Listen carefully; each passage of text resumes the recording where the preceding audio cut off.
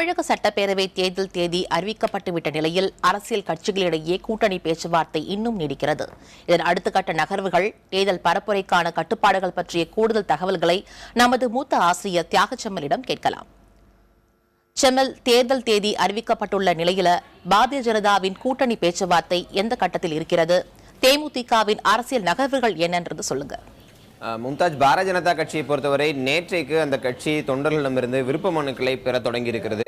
பாரதிய ஜனதா கட்சி சார்பில் சட்டமன்ற தேர்தலில் போட்டியிட விரும்புவோருக்கான விருப்ப மனு விநியோகம் என்பது நேற்றைக்கு தொடங்கி இருக்கிறது. நேர்காணலுக்கான தேதிகள் எல்லாம் அறிவிக்கப்பட்டிருக்கின்றன. ஆனால் நேற்றைய முன்தினம் மத்திய அமைச்சர் பிரகாஷ் ஜவடேகர் சென்னை வந்து கூட்டணி தொடர்பான பேச்சுவார்த்தைகள் நடத்தலாம் என ஆயத்தமாக இருந்த சூழ்நிலையில் எந்த கட்சிகளோடும் வெளிப்படையாக அதிகாரப்பூர்வமாக பேச்சுவார்த்தை நடத்த முடியாத சூழ்நிலையில் அவர் டெல்லி திரும்பியிருக்கிறார். தேமுதிகவை அதிகம் நம்பியிருந்து எப்படியாவது தேமுதிகவை பாரதிய ஜனதா கூட்டணிக்குள் கொண்டு வர வேண்டும் என்று பாரதிய ஜனதாவின் தேசிய தலைவர் அமித்ஷா, மேலிட பொறுப்பாளர் பிரகாஷ் ஜவடேகர், தமிழகத்தின் பொறுப்பாளர்கள் அனைவரும் முயற்சி செய்து வந்த நிலையில் நேற்று முன்தினம் திருக்கோவிலூர் நிகழ்ச்சியில் பேட்டியளித்த தேமுதிக தலைவர் விஜயகாந்த் எந்த கட்சியோடும் கூட்டணி குறித்து தாம் பேசி வரவில்லை என்றும், பேசும்போது தங்களுக்கு தெரியப்படுத்தப்படும் என்றும் தொண்டர்களிடம் பத்திரிகையாளரிடம் தெரிவித்திருந்தார். அந்த செய்தி பாரதிய ஜனதா வட்டாரத்தில் மேலும் ஒரு கலக்கத்தை ஏற்படுத்தியிருப்பதாகவே சொல்லப்படுகிறது. தேமுதிக ஒருவேளை பாரதிய ஜனதா கூட்டணிக்கு வராத பட்சத்தில் அடுத்து என்ன வாய்ப்புகள் என்பது குறித்து கடந்த 2 தினங்களாக பாரதிய ஜனதா மேலிடம் ஆலோசித்து வருவதாக செய்திகள் வருகின்றன. தேமுதிக இல்லாத பட்சத்தில் பாமக மற்றும் அனைத்து சமுதாய தலைவர்களோடு பாரதிய ஜனதா கட்சி ஒரு கூட்டணி அமைத்து தேர்தல் களம் காணுவதற்கான வாய்ப்புகள் இருப்பதாக சொல்லப்படுகிறது.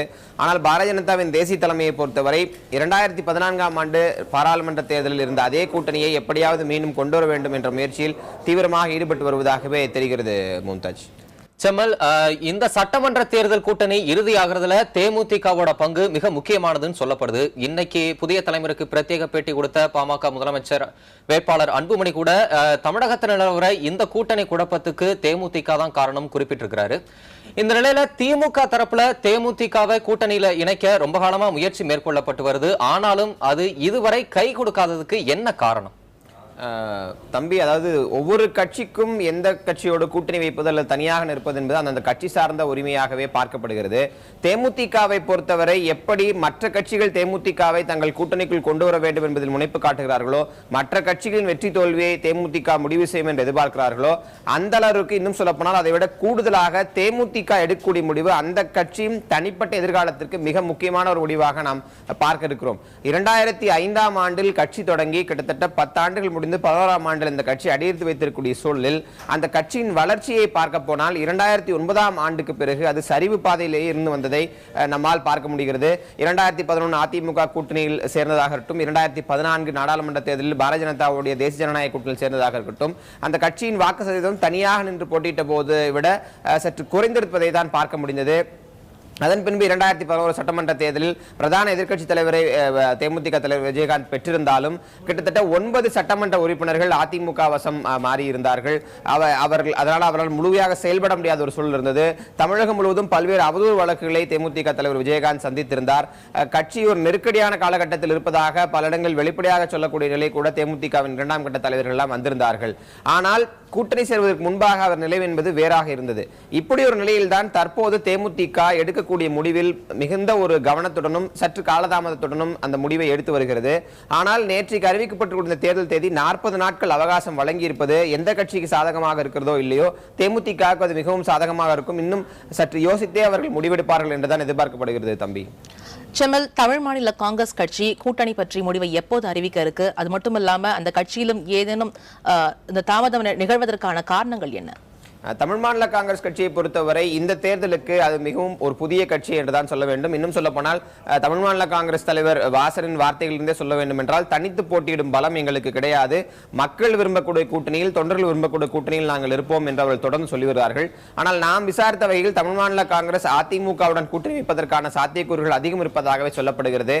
ஏனெனில் காங்கிரஸ் கட்சியிலிருந்து பிரிந்து ஒரு கணிசமான பகுதியினரை தன் வசம் கொண்டு வந்திருப்பதாக தொடர்ச்சியாக சொல்லக்கூடிய தமிழ் மாநில காங்கிரஸ் இந்த தேர்தலில் பெறக்கூடிய வெற்றி வெற்றியின் மூலமாகத்தான் அதை நிலைநாட்ட முடியும். ஏனெனில் இதற்கு முன்பு காங்கிரசிலிருந்து பிரிந்து ஜி.கே. வாசனின் தந்தை திரு ஜி.கே. மூப்பனார் கட்சி தொடங்கிய போது நிலைமை வேறாக இருந்தது. 96 தேர்தலில் திமுகவோடு கூட்டணி வைத்தார்கள். அப்போது நடிகர் ரஜினிகாந்தின் ஆதரவு இருந்தது. அப்போது மிகப்பெரிய ஒரு அலை ஏற்பட்டது. ஆனால் அதே மூப்பனாருக்கு 2001ஆம் ஆண்டு அந்த அளவுக்கு வெற்றி என்பது பலனளிக்கவில்லை. அதிமுகவோடு அவர் கூட்டணி அமைத்திருந்தார். அப்படி ஒரு சூழலில் தான் அவர் மறைவுக்கு பிறகு மீண்டும் தமிழ் மாநில காங்கிரஸோடு இணைக்கப்பட்டது. தற்போது பிரிந்திருக்கக்கூடிய தமிழ் மாநில காங்கிரசுக்கு இந்த தேர்தல் வெற்றி என்பது மிக மிக அத்தியாவசியம். அடுத்த சில ஆண்டுகளுக்கு கட்சியை நகர்த்தி செல்வதற்கு இந்த வெற்றி மட்டும்தான் உறுதுணையாக இருக்கும் என்ற அடிப்படையில் அதிமுகவோடு கூட்டணி வைப்பதற்கு அவர்கள் ஆயத்தமாக இருக்கிறார்கள். மறுபுறத்தில் திமுகவோடு ஏற்கனவே காங்கிரஸ் கூட்டணி அமைத்து விட்டதால் இயல்பாக காங்கிரஸை விட்டு வெளியேறிய சூழலில் அந்த கூட்டணிக்கு செல்வதில் வாசனுக்கு நிறைய தயக்கங்கள் இருக்கின்றன.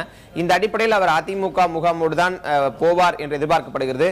ஆனால் அதிமுக முகாமிலிருந்து இன்னும் வெளிப்படையான அறிவிப்புகள் தமிழ் மாநில காங்கிரசுக்கு வரவில்லை என்றும் சொல்லப்படுகிறது. மும்தாஜ், செம்மல், கட்சிகளின் நகர்வுகள் ஒரு பக்கம் இருக்க, வேட்பாளர்களுக்கான செலவு தொகை எவ்வளவு நிர்ணயிக்கப்பட்டிருக்கு? தேர்தலுக்கு இன்னும் 70 நாட்கள் அவகாசம் இருக்கிற சூழல்ல அந்த தொகை போதுமானதாக இருக்குமா?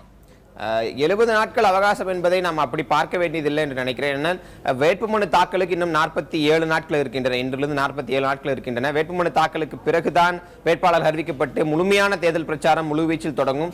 அப்போதிருந்து தேர்தல் செலவு கணக்குகள் உள்ளிட்டவற்றை செய்யலாம் என்றுதான் கட்சிகள் ஆயத்தமாக இருப்பார்கள் என்று எதிர்பார்க்கலாம். சட்டமன்ற தொகுதியை பொறுத்தவரை ஒரு வேட்பாளருக்கு 28 லட்சம் ரூபாய் என்பது தேர்தல் ஆணையம் விதித்திருக்கிறது. இதில் பல செலவுகள் இருக்கும். அதாவது கட்சிக்கென்று இவ்வளவு தூரம் செலவு தொகை, ஒரு வேட்பாளருக்கு என்று செலவு தொகை என பல்வேறு பிரிவுகள் அதில் இருக்கின்றன. 28 லட்சம் என்பது பொதுவாக தேர்தலை ஜனநாயக பூர்வமாக நடத்துவதற்கு போதுமான தொகை என்றே கருதுகிறார்கள். ஆனால் யதார்த்தத்தை பார்க்கும்போது 28 லட்சத்தை விட கூடுதலாகவே செலவாவதை நம்மால் பார்க்க முடிகிறது. அந்த செலவுகளை கட்டுப்படுத்துவதற்கு பல்வேறு நிபந்தனைகளை தேர்தல் ஆணையம் விதித்திருக்கிறது. அந்த நிபந்தனைகள், அந்த கட்டுப்பாடுகள் களத்தில் சரியாக அமல்படுத்தப்படுமா என்பதுதான் தற்போது இருக்கக்கூடிய கேள்வியாக இருக்கு. தம்பி,